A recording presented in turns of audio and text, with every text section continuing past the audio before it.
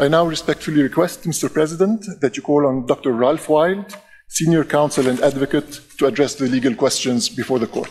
Thank you. I thank Mr. Al-Rifai. I now give the floor to Mr. Ralph Wilde. You have the floor, sir. Mr. President, distinguished members of the court, it's a great honor and privilege to appear before you and to represent the League of Arab States. The Palestinian people have been denied the exercise of their legal right to self-determination through the more than century-long violent, colonial, racist effort to establish a nation-state exclusively for the Jewish people in the land of mandatory Palestine. When this began after the First World War, the Jewish population of that land was 11%. Forcibly implementing Zionism in this demographic context has necessarily involved the extermination or forced displacement of some of the non-Jewish Palestinian population, the exercise of domination over and subjugation, dispossession and immiseration of remaining non-Jewish Palestinians, the emigration to that land of Jewish people, regardless of any direct personal link, and the denial of Palestinian refugees the right to return, all operating through a racist distinction privileging Jewish people over non-Jewish Palestinian people.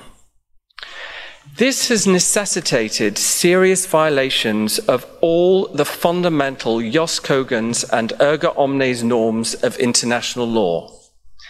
The right of self-determination, the prohibitions on aggression, genocide, crimes against humanity, racial discrimination, apartheid and torture, and the core protections of IHL. Today, I will address, first, violations of international law arising out of the regime of racial domination, apartheid, perpetrated against the Palestinian people across the entire land of historic Palestine. And then, second, the existential illegality of Israel's occupation of the Palestinian Gaza Strip and West Bank, including East Jerusalem, since 1967. As a necessary prerequisite, I must begin with this special right granted to the Palestinian people in the League Covenant. The legal right of self-determination of the Palestinian people originates in the sacred trust obligations of Article 22 of the League Covenant, part of the Versailles Treaty. Palestine, an A-class mandate under British colonial rule, was, after the First World War, supposed to have its existence as an independent state provisionally recognized, a sui generis right of self-determination. The UK and other members of the League Council attempted to bypass this, incorporating the 1917 Balfour Declaration commitment to establishing a national home for the Jewish people in Palestine into the instrument stipulating how the mandate would operate. However, the Council had no legal power to bypass the covenant in this way. It acted ultra vires, and the relevant provisions were legally void. There was and is no legal basis in that mandate instrument for either a specifically Jewish state in Palestine or the UK's failure to discharge the sacred trust obligation to implement Palestinian self-determination. After the Second World War, a self-determination right applicable to colonial peoples generally crystallized in international law. For the Palestinian people, this essentially corresponded to and supplemented the pre-existing covenant right regarding the same single territory. The 1947 proposal to partition Palestine was contrary to this, the Arab rejection and affirmation of the legal status quo. In 1948, then, Palestine was, legally, a single territory with a single population enjoying a right of self-determination on a unitary basis. Despite this, a state of Israel specifically for Jewish people was proclaimed in 1948 by those controlling 78%, more than 3/4 of Palestine, accompanied by the forced displacement of a significant number of the non-Jewish Palestinian population, the Nakba catastrophe. This illegal secession was an egregious violation of Palestinian self-determination. Israel's statehood was recognized, and Israel admitted as a UN member despite this illegality. Israel is not the legal continuation or successor of the mandate. This violation of Palestinian self-determination is ongoing and unresolved. Two key elements are, first, Palestinian people not displaced from the land proclaimed to be of Israel in 1948 and their descendants have been forced to live as citizens, presently they constitute 17.2%, of a state conceived to be of and for another racial group, under the domination of that group, necessarily treated as second class because of their race. Second, Palestinian people displaced from that land and their descendants cannot return. These are serious breaches of the right of self-determination, the prohibitions of racial discrimination and apartheid, and the right of return. They must end immediately. As if this ongoing Nakba was not catastrophic enough, in 1967, Israel captured the remaining 22% of historic Palestine, the Gaza Strip and West Bank, including East Jerusalem, the Nakba. It's maintained that use of force to remain in control for the 57-year period since. For more than half a century then, a state defined to be of and for Jewish people exclusively has governed the entire land of historic Palestine and the Palestinian people there. And the regime of racial domination, apartheid, and denying return has been extended throughout. In the case of Palestinians living in the occupied territory, this has involved the same serious violations of international law, supplemented by serious violations of norms applicable in occupied territory. Indeed, these people are subject to an even more extreme form of racist domination, as they aren't even citizens of the state exercising authority over them. Even in East Jerusalem, which Israel has purported to annex, the majority non-Jewish Palestinian residents don't have citizenship, whereas Jewish residents, including illegal settlers, are citizens. Just as in territorial Israel, in occupied territory, these serious violations concerning how Israel exercises authority over the Palestinian people must end immediately. However, here, a more fundamental matter must also be addressed: the illegality of the exercise of authority itself. The enduring Palestinian right of self-determination means that the Palestinian people and the state of Palestine, not Israel, are sovereign over the territory Israel captured in 1967. For Israel, the land is extraterritorial and, given what I said about the mandate, territory over which it has no legal sovereign entitlement. Despite this, Israel has purported to annex East Jerusalem and taken various actions there and in the rest of the West Bank, constituting de jure and de facto purported annexation, including implanting settlements. It is Israeli policy that Israel should be not only the exclusive authority over the entire land between the river and the sea, but also the exclusive sovereign authority there. This constitutes a complete repudiation of Palestinian self-determination as a legal right, since it empties the right entirely of any territorial content. Actualizing this through de facto and de jure purported annexation is, first, a serious violation of Palestinian self-determination, and second, because it's enabled through the use of force, a violation of the prohibition on the purported acquisition of territory through the use of force in the law on the use of force, and so an aggression. Serious violations of further areas of law regulating the conduct of the occupation are also being perpetrated, notably the prohibitions on implanting settlements and altering, unless absolutely prevented, the legal, political, social, and religious status quo. The occupation is therefore existentially illegal because of its use to actualize purported annexation. To end this serious illegality, it must be terminated. Israel must renounce all sovereignty claims, and all settlements must be removed immediately. However, this is not the only basis on which the occupation's existential legality must be addressed.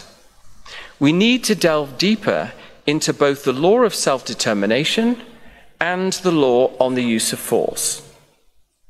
Beginning with self-determination, this right, when applied to the Palestinian people in the territory Israel captured in '67, is a right to be entirely self-governing, free from Israeli domination. Consequently, the Palestinian people have a legal right to the immediate end of the occupation, and Israel has a correlative legal duty to immediately terminate the occupation. This right exists and operates simply and exclusively because the Palestinian people are entitled to it. It does not depend on others agreeing to its realization. It is a right.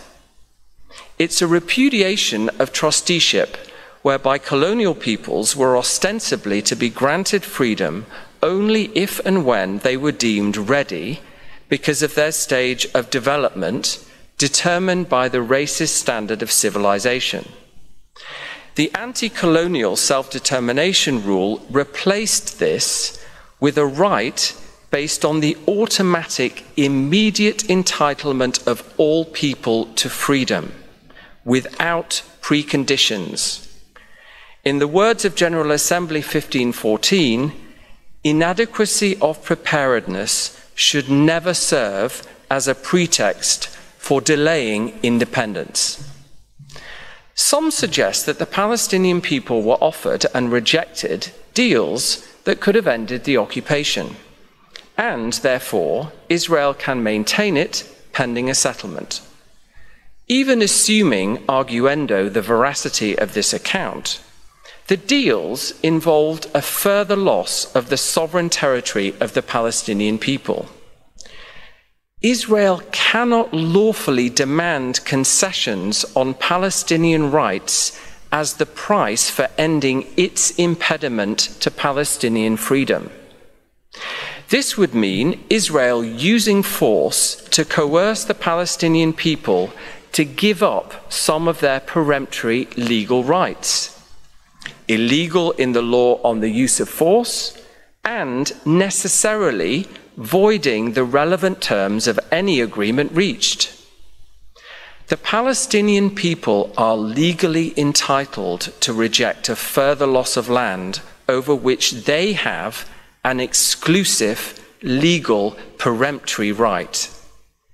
Any such rejection makes no difference to Israel's immediate legal obligation to end the occupation.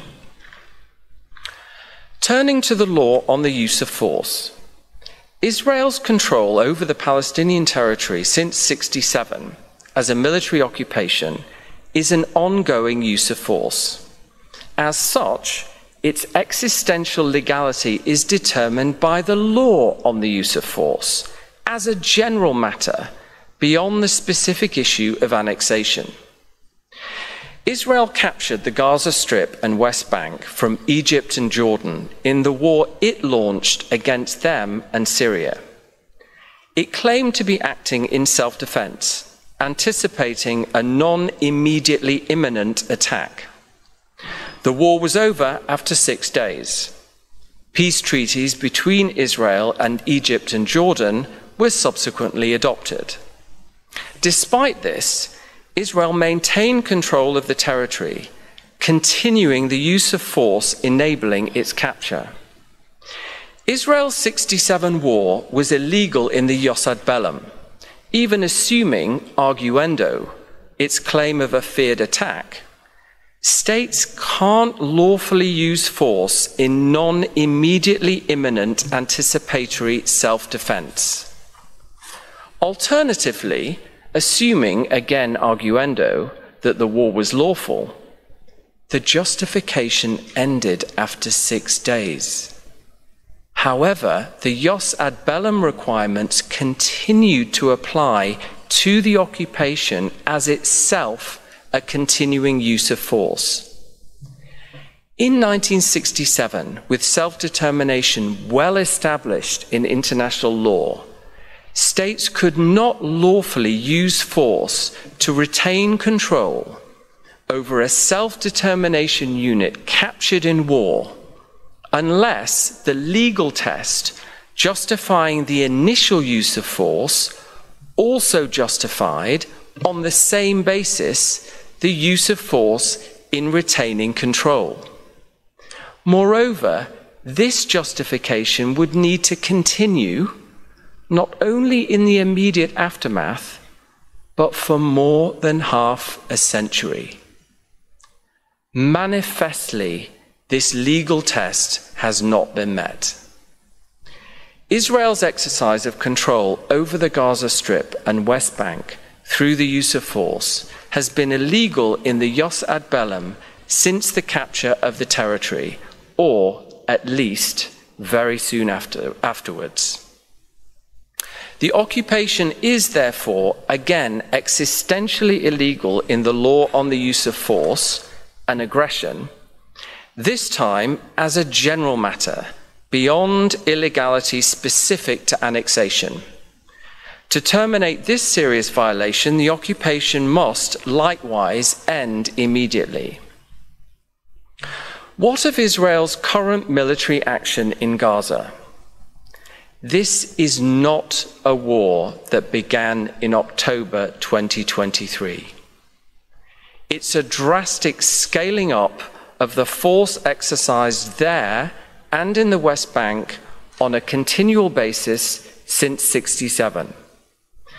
A justification for a new phase in an ongoing illegal use of force cannot be constructed solely out of the consequences of violent resistance to that illegal use of force.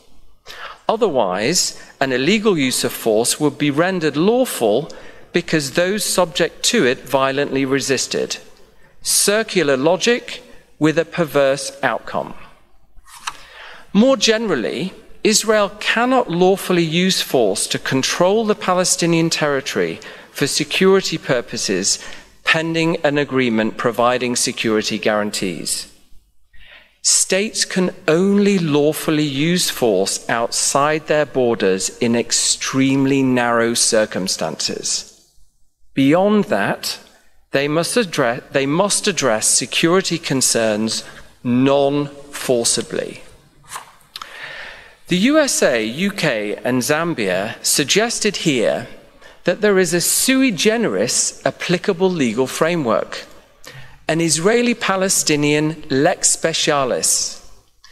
This somehow supersedes the rules of international law determining whether the occupation is existentially lawful. Instead, we have a new rule, justifying the occupation until there is a peace agreement meeting Israeli security needs. This is the law as these states would like it to be, not the law as it is. It has no basis in Resolution 242, Oslo, or any other resolutions or agreements. Actually, you are being invited to do away with the very operation of some of the fundamental peremptory rules of international law itself. As a result, the matters these rules conceive as rights vested in the Palestinian people would be realized only if agreement is reached and only on the basis of such agreement. At best, if there is an agreement, this means one that need not be compatible with Palestinian peremptory legal rights, determined only by the acute power imbalance in Israel's favor.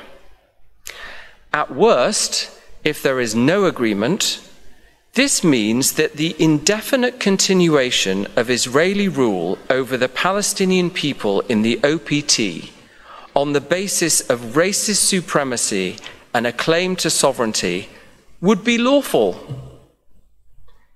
This is an affront to the international rule of law, to the UN Charter imperative to settle disputes in conformity with international law, and to your judicial function as guardians of the international legal system. A final potential basis sometimes invoked to justify continuing the occupation should be addressed. Occupation and human rights law, applicable to illegal and lawful occupations alike, oblige Israel to address security threats in occupied territory. However, they only regulate the conduct of an occupation when it exists. They don't also provide a legal basis for that existence itself. Existential legality is determined by the law of self-determination and the jus ad bellum only. There is no backdoor legal basis for Israel to maintain the occupation through the imperatives of occupation and human rights law. In sum, the occupation of the Palestinian Gaza Strip and West Bank, including East Jerusalem, is existentially illegal on two mutually reinforcing bases. First, the law on the use of force. Here, the occupation is illegal both as a use of force without valid justification and because it's enabling an illegal purported annexation. As such, it is an aggression. Second, the law of self-determination. Here, it's illegal again because of the association with illegal purported annexation, and also, more generally, because it is quite simply an exercise of authority over the Palestinian people that by its very nature violates their right to freedom. This multifaceted existential illegality involving serious violations of peremptory norms has two key consequences. First, the occupation must end. Israel must renounce its claim to sovereignty over the Palestinian territory. All settlers must be removed immediately. This is required to end the illegality, to discharge the positive obligation to enable immediate Palestinian self-administration, and because Israel lacks any legal entitlement to exercise authority. Second, in the absence of the occupation ending, necessarily everything Israel does in the Palestinian territory lacks a valid international legal basis and is, therefore, subject to the Namibia exception, invalid. Not only those things violating the law regulating the conduct of the occupation. Those norms entitle and require Israel to do certain things, but this doesn't alter the more fundamental position from the law on the use of force and self-determination that Israel lacks any valid authority to do anything, and whatever it does is illegal, even if compliant with or pursuant to the conduct regulatory rules. I will close by quoting Palestinian academic and poet Rafaat Alareer from his final poem posted 36 days before he was killed by Israel in Gaza on the 6th of December 2023. If I must die, you must live to tell my story. If I must die, let it bring hope. Let it be a story. Thank you for your attention.